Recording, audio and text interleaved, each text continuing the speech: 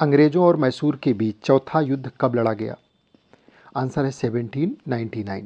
चौथा एंग्लो मैसूर युद्ध 1799 में श्रीरंगपट्टनम में लड़ा गया, जिसमें टीपू सुल्तान की मृत्यु हुई। इस युद्ध के बाद मैसूर राज्य पर अंग्रेजों का नियंत्रण हो गया।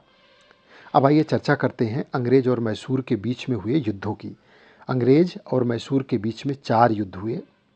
ये युद्ध 1767 से लेके 1799 के बीच में लड़े गए। इन युद्धों का परिणाम ये हुआ कि दक्षिण भारत में ब्रिटिश ईस्ट इंडिया कंपनी का प्रभुत्व स्थापित हो गया। आइए डिटेल में इन चारों युद्धों के बारे में समझते हैं। जो पहला आंग्ल मैसूर युद्ध है वो 1767 से 69 के बीच में इसका टाइम पीरियड है। जो पक्ष थे, एक तरफ अंग्रेज हैं, हैदराबाद का निज़ाम है, और दूसरी तरफ हैदर अली है। कारण बिल्कुल साफ था, हैदर अली का बढ़ता प्रभाव, और उससे अंग्रेज और निज़ाम दोनों जो है चिंतित थे। इस युद्ध का परिणाम ये हुआ कि हैदर अली ने चतुराई से दोनों शक्तियों को हरा दिया, यानी अंग्रेज़ों को भी और हैदराबाद के निज़ाम को भी, और मद्रास संधि के लिए विवश किया। मद्रास संधि हुई 1769 में। ये युद्ध जो था वो हैदर अली की सैन्य प्रतिभा का प्रमाण था। इसके बाद जो दूसरा आंग्ल मैसूर युद्ध हुआ वो 1780 से 84 के बीच में लड़ा गया। इसमें एक तरफ अंग्रेज हैं, दूसरी तरफ हैदर अली। हैदर अली 7 दिसंबर 1782 को कैंसर के कारण उनकी डेथ हो जाती है, और फिर उनके पुत्र टीपू सुल्तान इस युद्ध को लीड करते हैं। अंग्रेज़ों द्वारा जो मद्रास संधि थी उसका उल्लंघन किया गया। फ्रांस के साथ संबंधों को लेकर के, जो कि मैसूर का संबंध फ्रांस के साथ में लगातार बना रहा, जिससे तनाव पैदा हुआ।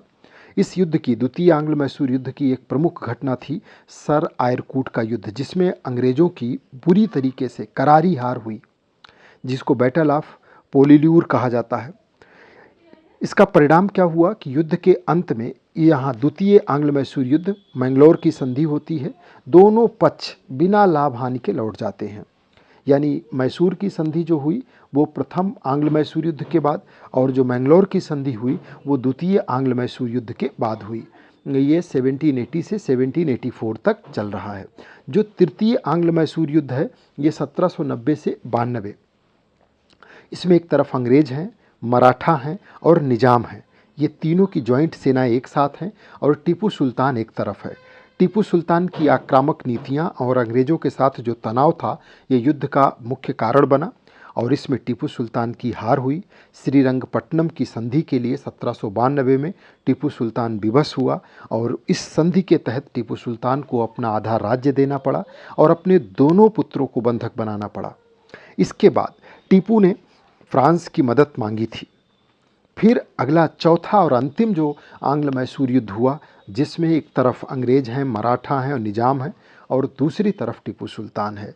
टीपू द्वारा फ्रांसीसी संपर्क जारी रखना और अंग्रेज़ों के विरुद्ध गतिविधियां जारी रखना, और इसमें परिणाम ये हुआ कि टीपू सुल्तान की मृत्यु हुई श्रीरंगपट्टनम में लड़ते हुए। और परिणाम इसका ये रहा कि मैसूर ब्रिटिश नियंत्रण में आ गया, और पहले के वंश वोडेयार वंश को ब्रिटिश संरक्षण में यहाँ की गद्दी दे दी गई। अगर निष्कर्ष की बात करें तो इन 4 युद्धों ने दक्षिण भारत की राजनीति को पूरी तरीके से बदल दिया। 1767 में शुरू हुए युद्ध ने 1799 तक आते आते पूरा दक्षिण भारत की राजनीति को बदल करके रख दिया। टीपू सुल्तान भारतीय स्वतंत्रता संग्राम के प्रारंभिक प्रतीकों में गिने जाते हैं।